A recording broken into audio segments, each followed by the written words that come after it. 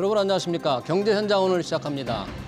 홍콩 ELS 투자 손실로 금융회사들의 책임 논란이 거센 가운데 이번에는 해외 부동산 투자 부실 문제가 불거졌습니다. 금융회사들이 20조 원 넘는 부동산 투자로 1조 원 이상 손실을 보고 있는데요. 금융회사들은 해외 부동산을 기초자산으로 수익증권을 만들어 개인들에게도 팔아서 개인들의 투자 손실도 적지 않습니다.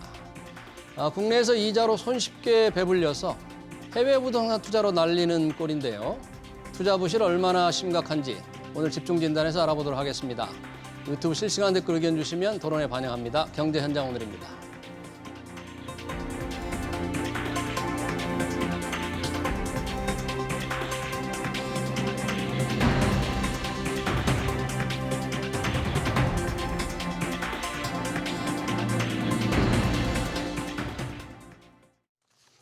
네, 금융회사들의 해외 부동산 투자 부실 토론회에서 두 분 오셨습니다. 양준석 가톨릭대 경제학과 교수, 주현수 한국금융연수원 교수 나오셨습니다. 두 분 어서 오세요. 네, 안녕하세요. 반갑습니다. 안녕하십니까. 자, 홍콩 ELS 사태로 지금 책임 분담 논란이 큰데 이번엔 해외 부동산 투자 부실, 금융회사들 손실이 도대체 얼마나 큰지 한번 따져보겠습니다. 우선 금융회사들이 해외 부동산에 어떻게 얼마나 우선 투자했는지 주현수 교수님. 전체 규모가 어떻게 되는 겁니까? 네, 지금 전체적으로 전체 규모가 어느 정도나 되는지를 파악하기에는 좀 쉽지 않은 측면이 있습니다. 이게 다양한 방향을 통해 가지고 투자가 이루어지기 때문에 그런데요. 다양한 방식으로. 예를 네. 들어서 은행들 같은 경우에는 대출을 통해 가지고 담보부 대출을 통해 가지고 신디케이트를 통해서 투자를 하는 경우도 있을 수 있고, 예. 그 다음에 공모펀드나 사모펀드를 이용을 해가지고 직접 투자를 하는 경우도 있기 때문에 예. 지금 정확한 숫자를 정확하게 얼마다라고 이야기를 하기는 쉽지는 않습니다. 네. 다만 이제 몇 가지 근거 자료들은 있는데요. 예. 금융감독원 쪽에서 이제 공개한 자료에 따르면은 전체적으로 한 55.8조 원 정도가 그 해외 부동산 투자에 이용되었다라고 이야기를 하고 있고요. 그 중에서 이제 보험 쪽이 한 31.7조 원 정도, 예. 그 다음에 은행에서 한 9.8조 원 정도. 55조. 네. 네. 작은 숫자는 아니죠. 네. 그리고 이제 다른 쪽 측면에서 보게 된다면 펀드 쪽을 살펴보면 이 숫자들이 어느 정도 되는지를 확인해 볼 수 있는데요. 해외 부동산 투자 펀드들의 추이를 살펴보면은 이게 2015년에 약 11.2조 원 정도 규모였었는데 이 부분이 23년 말 기준으로 해서 한 77조 원까지 7배 정도 확대됐다라는 걸 확인할 수가 있습니다. 그러니까 그러네요.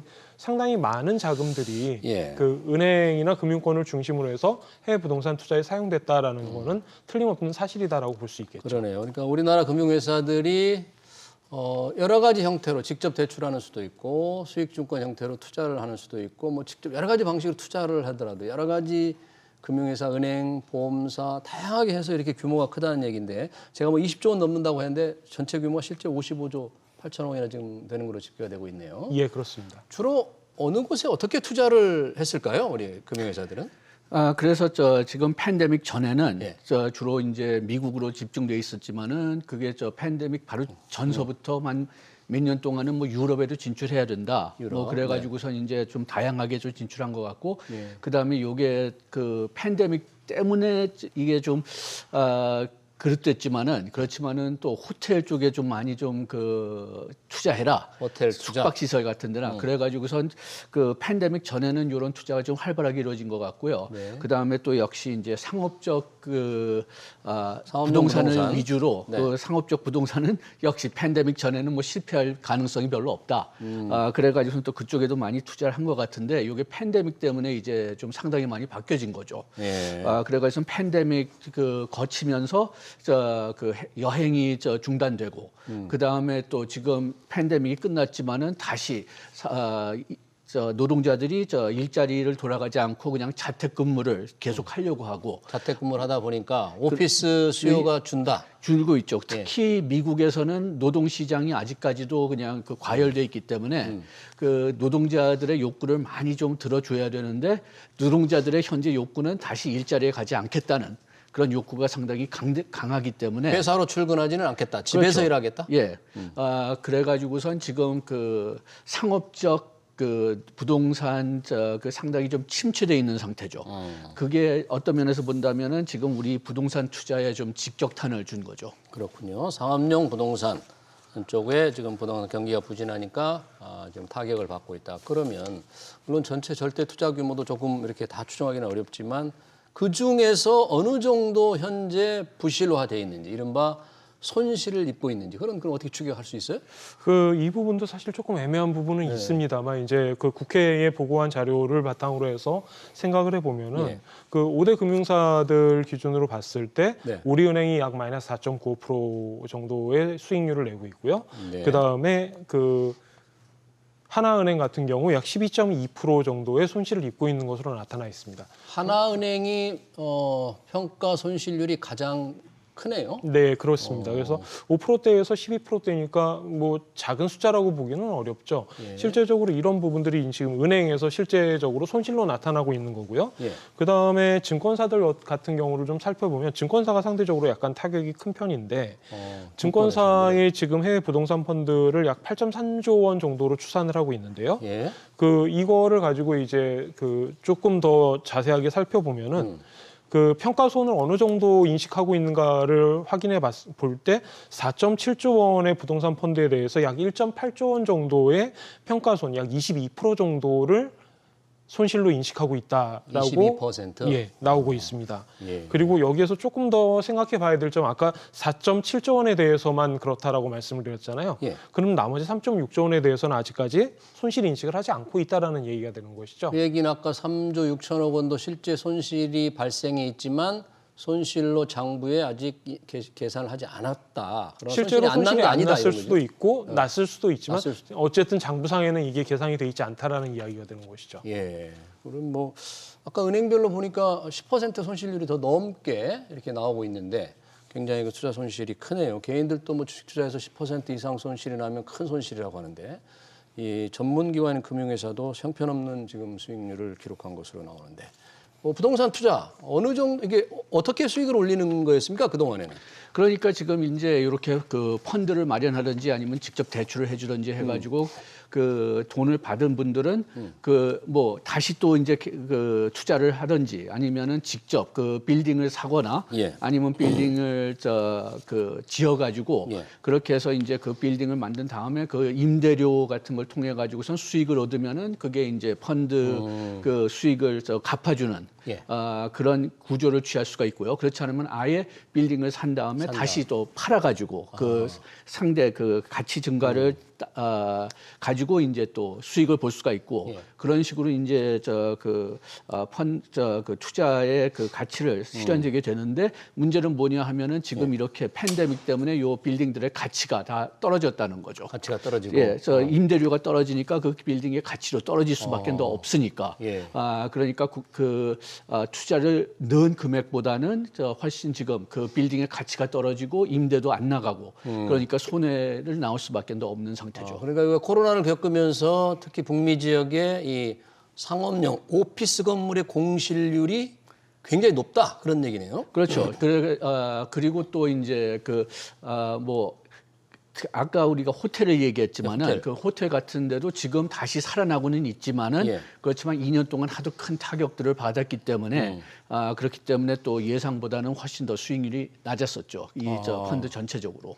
예상했던 기대했던 수익률보다 훨씬 낮고 또 상업용 부동산 근로자들이 다 재택근무를 많이 하면서 임대료도 떨어지고 이렇게 여러 가지 손실을 보고 있는데 여러 가지 사례가 있지만 지금 언론에 보도되기로 뉴욕 한복판에 있는 20 타임스 스퀘어 여기에 손실했는데 손실률 100% 그러니까 자산을 제로로 할 정도로 지금 손실률이 100% 났다. 이건 도대체 어떤 케이스인데 이렇게 손실이 100%가 난 거예요? 이 부분은 그 부동산 개발을 할 때 예. 나타나는 전형적인 그 개발 실패의 사례라고 보시면 될 것 같은데요. 예. 일단 간단하게만 설명을 드리면은 그 땅 주인이 있고 예. 이 땅 주인으로부터 99년간 임대권을 이제 계약을 맺어가지고 그 메이필드라는 회사가 네. 여기에다가 이제 그 건설을 하고 그거에 따른 임대료를 갚는 식의 그런 계약을 하게 되는데요. 기본적으로 프랑스의 그 나티시스 은행이 13억 불 가량의 자금을 조달해주고 이걸 셀다운을 통해서 이제 여러 은행에다가 다시 재판매를 하게 되는데 신기하게도 우리나라 은행들, 우리나라 금융기관들이 약 5억 9천만 불 정도를 인수하게 됩니다. 아, 그 중에서 네네. 5억 9천만 달러? 네. 그래서 이 자금을 가지고 이제 건설을 시작을 했는데 이게 잘 안 된 거죠. 예. 그래가지고 추가적으로 자금이 더 필요하고 그래서 조금 더 지원하고 그 준공 일자를 연장해주고 하다가 2019년 9월에 결국 그냥 디폴트 선언을 하게 됩니다. 그래서 이때 이렇게 그럼 채권자들이 누가 있냐를 보게 되니까 우리나라 은행들 같은 경우에는 선순위 담보부 대출들이 좀 많은 편이었고 예. 그다음에 일부는 메자닌 투자를 했던 그런 케이스들이 있는 거죠. 예. 그래서 그런 식으로 진행이 돼서 계속 법적인 분규가 나다가 2022년이 되면은 이 그 토지 소유권을 그 하나 쪽이 인수를 하게 됩니다. 대표적으로. 하나금융에서. 네네. 그리고 나티시스가 아까 프랑스 금융기관이 처음에 셀다운을 했다고 말씀드렸잖아요. 그래서 이 은행이 임대권과 관련된 부분을 인수하게 된 거죠. 그래서 실제적으로 이 두 기관 간에 어떤 식으로 수익을 다시 그 관리할 것이냐 이런 부분에 대해서 아직까지 문제가 해결이 안 되고 있는 예. 그런 상황이라고 보시면 됩니다. 그런데 하나금융에서는 이런 여기 대출을 이제 손실률 100%다 그래서 자산으로서는 제로로 인식을 했다. 0으로. 참 참담한 거 아닙니까, 그럼? 그런데 그 안에 지금 아까 얘기했지만 그 임대료를 근본적으로는 받아야 되는데 네. 그런데 그 빌딩이 그 건설할 때 비용이 훨씬 더 높아지는 원인도 있고 네. 그 다음에 일단 빌딩이 완료됐을 때도 그 임대를 제대로 못했습니다. 그 팬데믹 때문에 그런 경우가 많은데 여기에 메리어트 호텔이 들어갔어야 되는데 그 2019년 8월에 메리어트 호텔이 들어갔지만은 2020년 8월에 다시 폐쇄됐어요. 메리어트. 예, 팬데믹 때문에 그랬겠죠. 지금 다시 또 개점했다고는 얘기는 하지만은 그렇지만은 그 공백 기간 동안은 그 제대로 수익을 얻지 못한 거고 그 다음에 또 호텔 외로 가장 큰 임대자가 미국 미식 축구 내셔널 풋볼 리그하고 그 다음에 서커스죠. 서크 드 솔레이하고 뭐 어떤 합작이라고 하더라고요. 예. 그런데 그 기간도 지금 손님들이 많이 와서 이제 뭐 이게 뭐 관광 뭐 하는 그런 그 시설인 것 같은데 역시 팬데믹 도중에는 이 시설이 제대로 활용되지 못하니까 다 철수했는가 봅니다. 네. 그러니까 또 역시 가장 큰 임대 그 면적이었는데 그게 다 텅 비게 되고. 그래가지고선 이제 수익 그 처음서부터 그 비용도 건설 비용도 생각보다 훨씬 더 높았지만은 수익이 거의 뭐 한 1, 2년 동안은 생각보다는 훨씬 더 적었던 거죠. 지금 교수님께서 예. 그 뭐라고 할까 임대료 관련된 네. 캐시 스트림에 대한 말씀을 해주셨는데 제가 거기다 조금만 더 첨언을 해서 예. 말씀을 드리면은 그 이 부분이 이제 EOD가 발생을 했을 때 실제적으로 그러면 이 건물 및 토지의 가치가 어느 정도 되느냐 평가를 하지 않습니까? 그 당시에 나왔던 숫자가 약 16억 불에서 17억 불 정도 이야기를 했었어요. 17억 달러 정도의 가치가 있을 예, 그러면은 수입 가치가 있을 것이다. 네, 대출 규모가 아까 13억 불이라고 13억. 했으니까 이거는 장기적으로 끌고 가면 어쨌든 원금 회수하는 데는 큰 문제가 없을 없겠다. 거다라고 생각을 했었던 거죠. 그런데 교수님 계속 말씀하셨던 부분 중에 가장 중요한 부분 팬데믹 터지고 그다음에 메리엇 철수하고 이런 식으로 되면서 건물의 가치 내지는 그 토지의 가치가 점점 떨어지고 그래서 최근 나오는 수치들을 보면 이게 6억 불에서 한 10억 불 정도 수준으로 평가가 나오고 있는 것 같습니다. 예, 참 투자 원금은커녕 원금을 한 푼도 못 건지게 될 이런 문제. 아무래도 미국의 상업용 부동산 가격이 떨어지기 때문인데 그게 이제 고금리 영향 아니겠습니까? 그럼 현재의 상황, 미국 경제 상황이라면 이렇게 이제 또 아직 손실이 늘어날 수도 있는데 상업용 부자 투자가 부실이 늘어날 수도 있잖아요. 앞으로 지금 미국의 사무용 부동산 경기는 어떻게 전망을 할 수 있을까요? 그 고금리도 고금리 문제지만 첫째로는 지금 근본적으로는 지금 그 일자리를 다시 출근할 수 있게 만들 수 일자리. 있느냐 그게 첫째 문제인 것 같은데요. 예, 재택근무 대신에 재택근무, 사무실로 나올 수 있느냐? 그런데 그게 좀 단기적으로는 그러니까 여기서 한 1, 2년 정도는 상당히 어려울 것 같습니다. 그 이유는 지금 미국의 노동시장이 굉장히 과열돼 있고 아직도 노동자 부족 현상이 좀 있고 예. 그래가지고선 그 어떤 면에서는 지금 그 경영진에서는 자꾸만 노동자들 보고 회사에 돌아오라고 사무실로 오라 하지만 그러는데. 그렇지만은 안 오는 거죠. 안 와도 안 잘린다 이거죠? 안 오도 그렇죠. 지금 그 노동자가 부족하니까 부족하니까요. 뭐 잘려봤자 뭐 또 취업할 수 다른 쪽 있고. 취업할 수가 있고 회사 입장에서 또 다른 사람을 구해야 되고 그러니까 지금 현재로는 그런 그 다시 일자리로 돌아오는 명령이 잘 먹혀들이지 않고 있고 또 계속 노동자를 구하려면은 이런 플렉스 타임 같은 것을 좀 제공해야 되고 그래가지고선 전반적으로는 지금 그 사무실들의 그 용도가 많이 좀 떨어지고 있는 상태죠. 예. 그렇게 해서 그걸 해결되려면은 좀 노동시장이 좀 그 과열이 좀 가라앉고 그 다음에 그 노동자들이 이제 좀 다시 좀 이제 출퇴근하는 것에 익숙해져야 되는데 그러려면은 지금 최소한도 그냥 한 1, 2년 정도는 있어야 되지 않을까. 최소한도 네. 그냥 그 노동 과열 상태가 좀 줄어들고 그래가지고선 이제 노동자들이 좀 마음에 맞지 않으면은 그러면 다른 직장에 갈 수 없다는 생각이 좀 들어야만 좀 저 사무실 예. 사용률이 좀 늘어나지 않을까 생각이 되는데 지금 현재 상태로는 좀 어려울 것 어려울 것 같습니다. 같다. 그러니까 상업용 부동산 경기 부진이 사무실 사용료가 이게 떨어지기 때문에 그게 재택근무를 많이 하고 아무리 사무실로 나오라고 해도 안 나와도 뭐 안 잘리고 그런데 또 잘리면 또 다른 일을 구하고. 예, 그런데 조금 좀 희망이 있다면 그 호텔 쪽에서는 다시 좀 밝아질지 모르겠습니다. 아까 얘기했지만은 우리가 지금 이 20 타임스퀘어를 얘기했을 때 호텔이 한 2년 동안 닫았다가 다시 지금 열려가지고선 좀 그 제대로 좀 이제 운영되는 것 같거든요. 그러니까 지금 호텔 쪽의 투자는 다시 좀 살아날 가능성이 있지 않나 좀 그런 생각이 들지만은 그 사무실은 좀 시간 걸릴 것 같습니다. 금리와 이 미국의 이 상업용 부동산 경기와의 연관 관계라든지 앞으로 전망을 조금 이렇게 보면 어떻습니까? 그러면? 확실히 그런 문제도 좀 생각을 해봐야 될 것 같습니다. 이제 두 가지 정도 얘기를 해볼 수가 있겠죠. 교수님께서 중요한 부분으로 지적하셨던 지금 노동시장의 그 구조적인 변화가 있기 때문에 그 공실률이 늘어나고 있다라는 부분도 있을 것이고요. 두 번째로 생각을 해본다라고 한다면 24년의 미국 경제를 생각해봤을 때 미국 경기가 어느 정도 둔화된다라고 사람들이 컨센서스를 가지고 있단 말이죠. 그런 상태에서 실제적으로 그 노동이 확 더 늘어난다라든지 아니면은 그 부동산 시장에서 상업용 부동산에 대한 수요가 급격하게 늘어난다든가 이런 부분을 기대하기가 어렵다라는 측면이 있습니다. 그런 부분이 있기 때문에 교수님께서 앞으로 1, 2년 동안은 좀 이게 쉽지 않을 거다라고 않다. 말씀을 하시는 그런 요인 중에 이 사이클릭한 부분이 가장 크게 영향을 미칠 수도 있겠죠.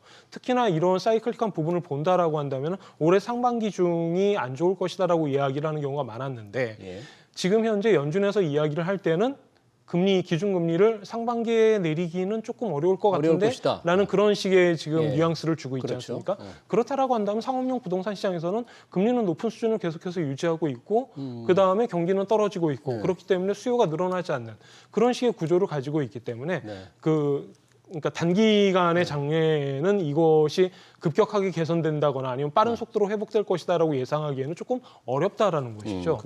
그리고 그 공실률 추이를 보시면은 예를 들어서 아파트라든지 아니면은 커뮤니티 센터의 쇼핑몰이라든가 이런 부분들은 안정적인 수준을 유지하고 있는 반면에 그 오피스 부분의 공실률이 계속해서 증가하고 있는 추세를 보여주고 있습니다. 지금 여기 그림을 보시면 제일 위쪽에 나와 있는 그림이 바로 그것인데요.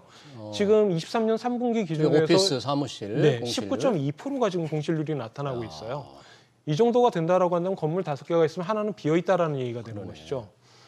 그리고 이런 식으로 계속해서 공실률이 늘어나게 된다면 렌트는 계속해서 떨어질 수밖에 없는 부분이 되는 것이죠. 그러면 얼마 전에 뉴욕 커뮤니티 은행의 이 주가 폭락이 있었잖아요.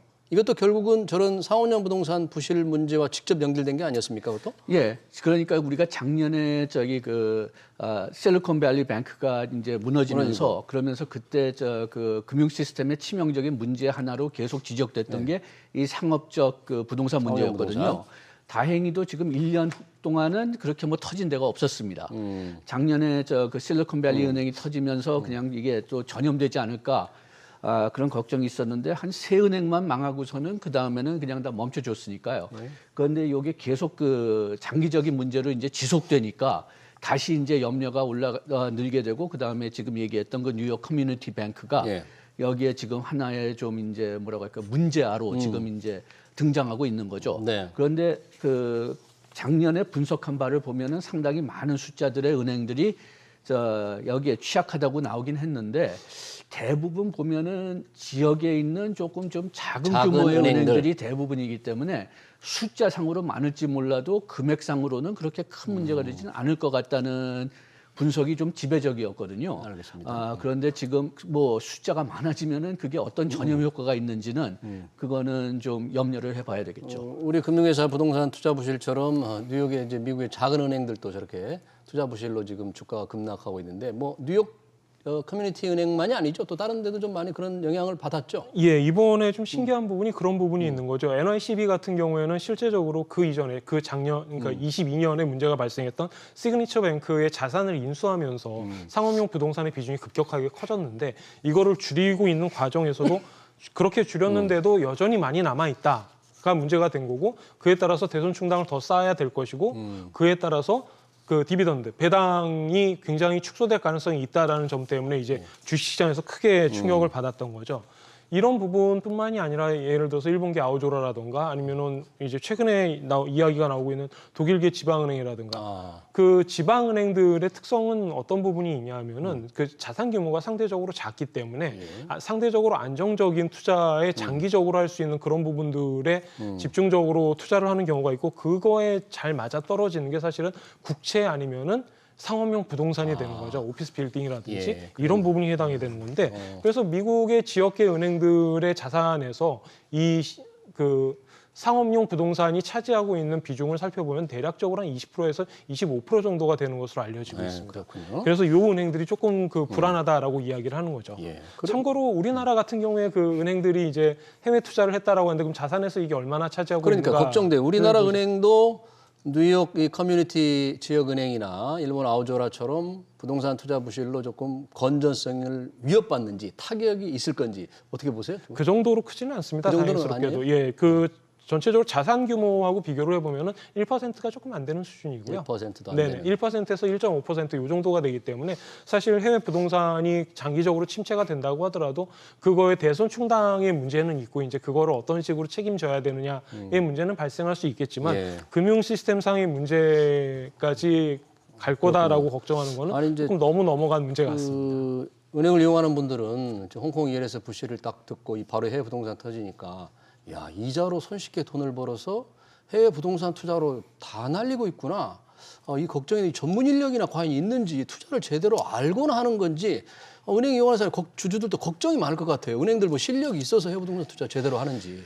지금 좀 염려되는 게 그 뭐 은행은 물론 그 사기업이니까 그냥 돈 벌려고 이제 노력하는 거고 그런데 지금 그 경제적 사회적 기능으로 본다면은 그 은행이 하는 역할이 두 개가 있거든요. 첫째는 자본을 있는 사람서부터 필요한 사람한테 공급해 주는 거고 두 번째는 리스크 관리를 하는 건데 리스크 관리. 그런데 지금 뭐 다른 나라 은행들도 지금 그 비슷한 방향으로 가고 있는 것 같지만 특히 우리나라가 조금 좀 심한 것 같은데 지금 수입원을 뭐 그런 그 투자 그런 그 리스크 관리를 잘해 가지고서 돈을 버는 것보다는 자기네들은 리스크 관리를 별로 안 하고 그걸 될 수 있으면 다른 그 뭐 투기자나 그런 데 넘겨버리고 그 안정적인 수익 그러니까 뭐 수수료 이런 것을 추진하는 그런 비중을 계속 높여가는 그런 추세를 우리나라 은행뿐만이 아니라 뭐 미국 은행이나 유럽 은행에도 볼 수가 있거든요. 그런 면에서는 좀 그 리스크 관리를 원래는 은행하고 금융 시스템이 해야 되는데 그 업무를 못하면은 또 누군가 하든지 아니면 전체적으로 경제가 더 그 불안정화되니까 그래서 좀 염려되는 바는 있고요. 우리나라 그 스페시픽하게 본다면은 우리나라에는 처음서부터 그냥 리스크 관리에는 그렇게 신경을 쓰지 않는 것 같습니다. 그러니까 우리가 주로 이제 은행에서 돈을 버는 그런 방법을 본다면 아까 수수료 같은 거 얘기했지만 뭐 꼭 그 담보 있는 그 대출, 담보 대출, 소비자 대출, 이렇게 해가지고선 주로 그래서 이제 쉽게 돈을 번다 이런 얘기를 쉽게 듣죠. 돈을 번다기보다는 리스크 관리를 거의 안 해도 되는. 그런 면을 통해서 이제 수익을 벌고 그러면서 또 이제 그 경쟁이 별로 없으니까 그 대출 금리는 비교적 높게 받지만은 그렇지만은 그 예금 금리는 좀 낮게 하는 그 스프레드가 좀 다른 나라들 비해서 좀 높은 구조로 가지고 가는 이자 마진 그렇기 때문에 이렇게 좀 리스크 관리를 그 금융 시스템에서 잘 안 해준다면은 뭐 경제가 계속 불안해질까봐 좀 염려되긴 합니다. 리스크 관리가 제대로 되는지 좀 걱정스럽다. 이런 해외 부동산 투자 손실이 자꾸 늘어나니까 뭐 평가손 1조를 넘어섰다고 하니까 은행에 정말 이런 전문적인 부동산 투자를 할 수 있는 과연 전문 인력이 있고 교육이 제대로 돼 있는가 하는 데 대한 근본적인 이제 의문도 좀 있는 거죠. 리스크 관리 정말 잘하고 있는 건지. 예, 아무래도 쉽지는 않습니다. 우리나라 같은 경우에 사실 아직까지 금융 분야에서 어떤 기법이라든가 그다음에 운용 능력이라든가 이런 부분을 따져보면 부족한 부분이 많이 있죠. 실제적으로 아까 숫자를 말씀드렸습니다만 우리나라가 해외 부동산 투자를 한 것도 이제 한 10년 정도 됐다고 봐야 될까요? 어떤 의미로 따져보면 그렇기 때문에 전문 인력이라든가 이 부분에 능통한 전문가라든가 이런 부분을 확보하기가 쉽지 않은 건 사실이에요. 예. 대표적으로 국민연금 같은 이야기를 많이 하고 이거는 뭐 국민연금 입장에서는 좀 아니지만, 억울할 네. 수 있는 부분이겠습니다만 그 예를 들어서 보통 우리가 많이 비교하는 캐나다 CPP-IB랑 비교를 해보면은 캐나다 공적연금. 예, 그렇습니다. 여기 대체 투자 쪽에 운용력이 약 500명인데 우리나라 같은 경우는 지금 90명 수준이란 말이죠. 절대수가 뭐 어떤 네, 우리가 그래서 좋네요. 실제적으로 절대수도 굉장히 작고 그러다 보니까 한 사람이 투자해야 되는 규모도 굉장히 크죠. 약 3배 정도 차이가 납니다. 그 캐나다 같은 경우에 약 5,700억, 그다음에 우리나라 연금 같은 경우에는 한 1조 5천억 정도. 이 정도로 운용을 하고 있으니까 실제적으로 어떤 전문적인 운용을 하기는 쉽지 않은 부분이 있어요. 이렇게 되다 보니까 이제 재투자 중심의 그런 형태의 그 약간 패시브한 형태로 돌아가게 되는 거고 또 그렇게 되다 보면은 이제 그 전문 운용 인력을 키우기가 쉽지 않은 그런 문제들은 계속해서 남아 있는 거죠. 그러네요. 따라서 이런 부분에 대해서도 정책 당국이 조금 더 신경을 써서 바라봐야 될 부분인 것 같습니다. 네, 정책 당국도 조금 신경 써서 과연 투자 전문 인력 제대로 확보하고 있는지를 지켜봐야 된다는 지적을 해주셨고요.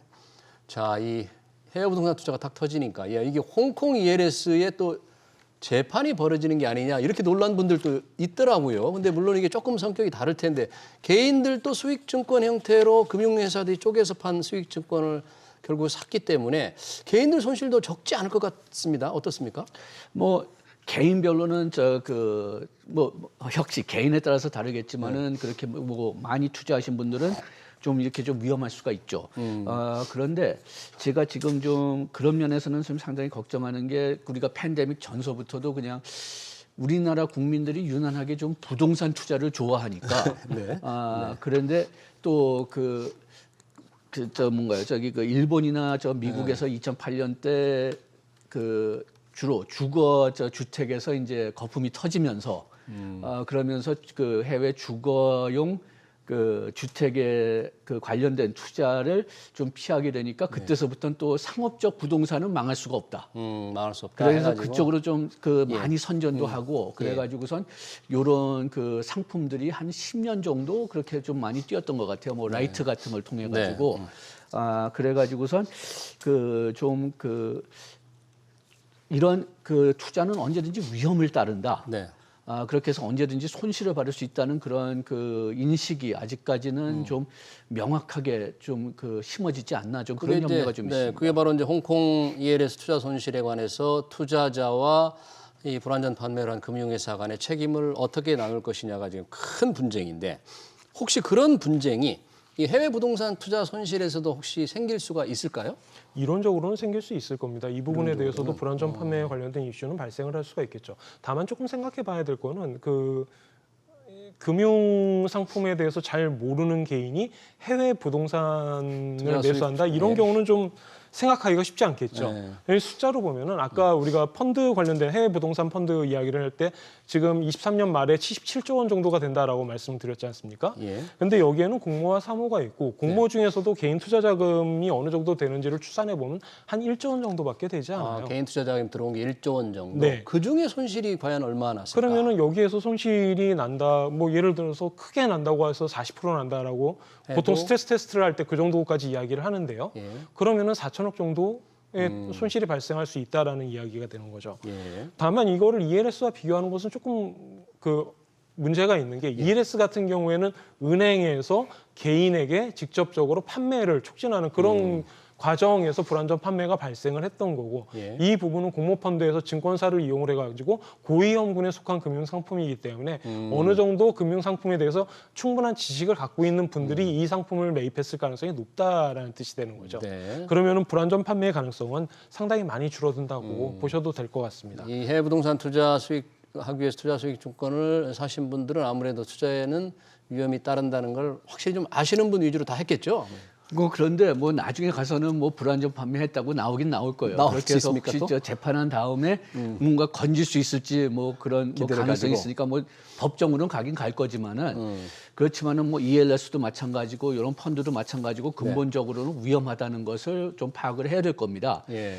그래서 우리가 저기 들어오기 전에 좀 말씀드렸는데 제가 항상 기억하는 게 98년인가 그때 외환 위기 때 우리나라 기업들이 우리나라 금융기관들이 미국에 저 파생 상품에 투자했어요. 네네. 파생 상품에 투자했다가 외환 위기 때 돈을 많이 잃었거든요. 그래가지고선 바로 이 논리 불완전 판매를 했다. 위험을 잘 인식해주지 않았다고 해서 뉴욕 그 지방 법정에 그 제소를 했는데 졌습니다. 그런데 우리가? 그때 네. 예, 우리가 졌는데 그때 판사님이 한 말이 네.